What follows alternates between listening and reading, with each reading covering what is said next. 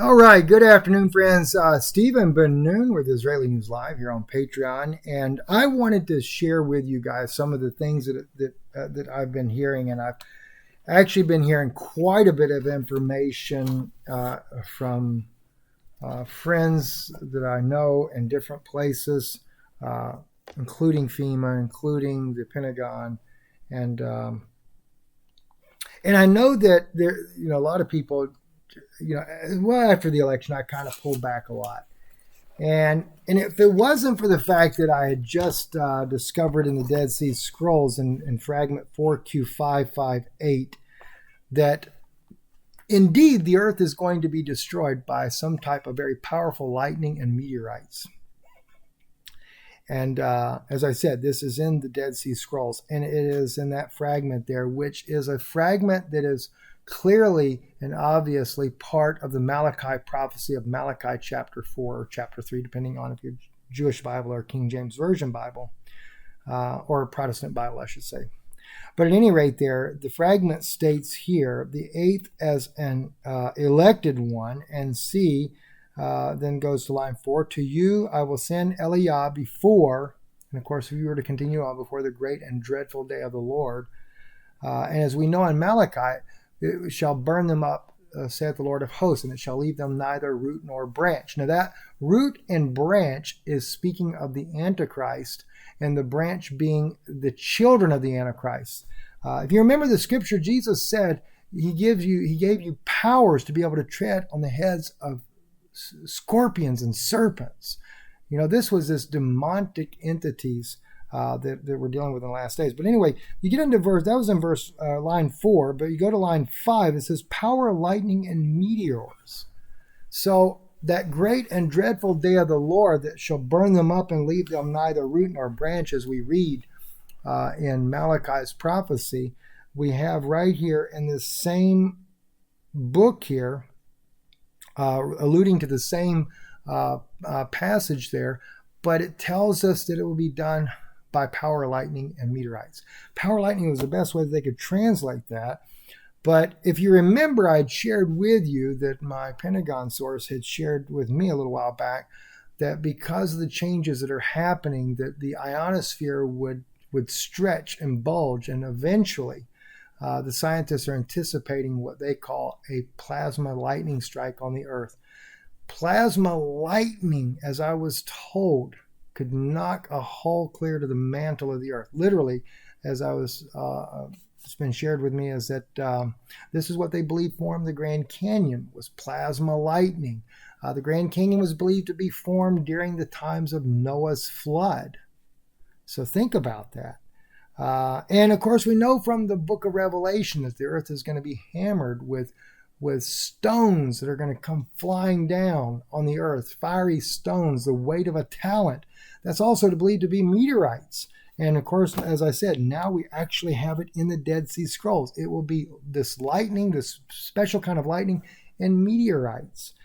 Well, I say this because, as I know that a lot of people got disappointed because, for me, I wasn't disappointed. I'm kind of glad they were wrong, that it wasn't raining down meteorites this past December or even September. Now, granted, that was one source that said that to me, but there were several sources. I used, I think, 4 different sources when it came to the issue about what was going on with this binary system, and the other sources never gave that type of scenario. They did say that we would have meteorites, but not catastrophic, as it were. In fact, my one Pentagon source has always said that the big stuff will not be until around 2023. He's maintained that. He's never changed his posture on it. He's always said that it would be around 2023. But in updating you on some of the issues here, because I will say that he and my FEMA engineer are more on the same page about what's coming in the near future. They're both telling me that we're going to see in between this month all the way through, FEMA says through April. From what I understand from my Pentagon source there, it would be April, May. That's the time frame he's looking at, that we'll see another incoming band of meteorites. But again, he tells me that it's nothing. You'll see, in other words, you'll see an increased number, people catching videos, things like that, but nothing that's going to cause any major issues. No big impacts or anything like that. Okay, but just more near Earth objects and more of those that'll be hitting the ground, and people will catch videos and things like that. He said you'll see an increase of that. But both of them are also saying that towards the September-ish time, the fall of the year, again, we'll go through another ban. In fact, my Pentagon friend said to me, he says, it's kind of weird. He said, it always seems to be that that September timeframe always seems to fall in place for these things to happen. He did say, though, that September, that we will find more continents that will actually experience more of the size of what we saw that went over Russia a few years back, that caused the sonic boom. In fact, we actually had one just recently, I think over England, that caused a sonic boom. But he said that we should see twice. He said whatever you see in the around the April-May timeframe in that band, you should see about twice as many will be recorded in the near the fall of the year. But he said about 2 years from now is when he said, because I asked him about this. I said they have this Rodriguez guy that prophesied that there would be an asteroid or a meteorite that would strike the Bermuda. And I said, because he had told me that there was one coming that was supposed to hit near the edge of the Bermuda Triangle. And he said they have updated the trajectory on that. He said, because you got to remember, these things are wobbling as they're coming through space, so they do tend to get different trajectories, things like that. But he said that's about 2 years out from what they're seeing. And now they said they have moved it closer to South Carolina as far as impact. That one, though, is supposed to create tidal waves. From what I understand, it's about the size of a big house. So again, it's not going to cause an extinction level event, but it could have some catastrophe because of the tidal waves that it would create.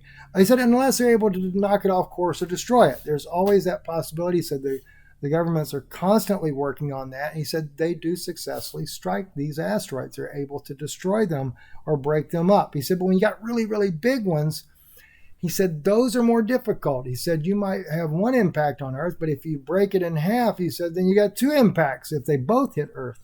Those type things there. But nonetheless, I did ask a question here, and I wanted to share this with you. And again, this is for whatever you think it's worth. It's just different thoughts that, I don't make it gospel Bible type things, right? But I just want it for those of you that want to know. I want to be able to share this information with you. But I asked about Planet X, and this binary system and stuff. And I actually was told something that kind of surprised me. He said Planet X and the binary system that we are going to see in a few years, he said the actual full binary system as it comes through are not the same. And I said, really? I said, I thought Planet X was the binary system. He said, no. He said, Planet X, he said, I'll tell you one thing. He said, the reason why people don't see Planet X very well is because Planet X is actually in what they call the ether. The ether is a realm that binds the dimensions of space together. And he said that object called Planet X or Nibiru is actually in the orbit of the ether itself. He said it's caught right in the middle. And he said, and the scientists really do not fully understand what that impact would be. How will it affect us? Is it a good thing? Is it a bad thing? No one really knows. He said, but the binary system that we're dealing with, that's affecting the Earth, totally different. But he also admitted one thing to me as well that really, really got me, because I've heard this so much. You hear it from Deborah Tavares. You hear her and Yana talk about the weather weapons, things like that. he did say that as we deal with a lot of different natural events on the Earth, whether it be the asteroids, whether it be because of the solar minimum, the crust of the Earth heating up, the earthquakes, things like that, the Cascadia, he said, in order to bring about their New World Order agenda, they're going to use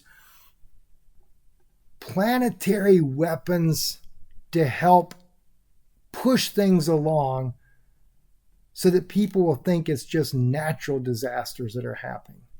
So often we hear Deborah talk about weather weapons, but we're talking not just weather, we're talking about weapons that create earthquakes.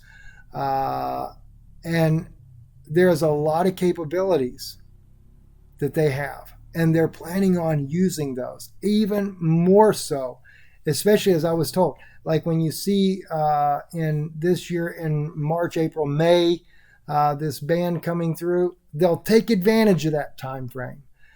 They will increase these weather weapon related activity things. I was told that you'll see more of what happened in Texas. Places that should never freeze will freeze, and places that should be already extremely cold will come extremely hot. And that may also happen not just so much this year, but going into next year as well in the winter months.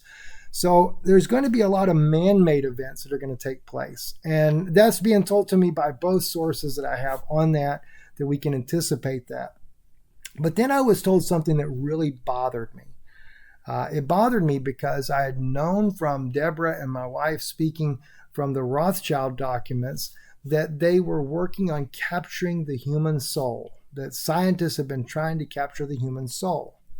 Well, from what I've been told, the reptilians believe that we're coming to a complete annihilation of the human existence, and that they have been working on a plan to capture the human soul, that was the only way for them to be able to survive, was to capture human souls, and that after the annihilation is over, that they would try to rebuild another world and build new bodies for these human souls to dwell in. Now, why the reptilians need the human soul to be able to continue to exist is still quite beyond me. I don't quite understand how that works. But when we talk about reptilians, we're talking about fallen angels, we're talking about demons, we're talking about devils. And my thought has been this is the reason why they created this pandemic.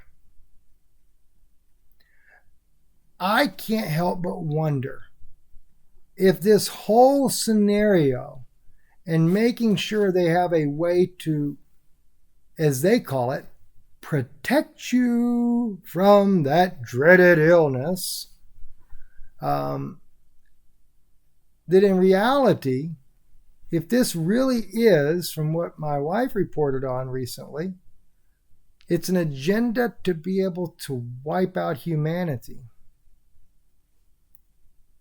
then they're doing it, if it's really true, and I'm just saying, hypothetically here, conjecture, if it's true that Satan is trying to capture the human souls, then it would make sense why they're trying to genocide the human population. In a way they can control it. And maybe that's something we haven't thought about yet. But maybe it's something we should consider. Now, for me, there's no fear in any of the things that I'm telling you, because my soul rests completely in Jesus Christ. To me, the things that are happening, it is a glorious day because I see the time is nearing that we go free. In Christ, we will be with Him. And I do not fear any of these things. Even when it comes to whether they use a nuclear device to dissolve all the realms, which, by the way, this is what I've been told that these aliens tell these scientists, that they don't want them using nuclear weapons because it would dissolve not only destroy this earth, but it also goes into other dimensions and destroys these other dimensions as well.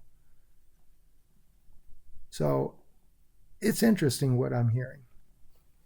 And it's just some thoughts for you to think about, but we are definitely in perilous times. I'm Stephen Ben-Nun. You're listening to Israeli News Live here on Patreon.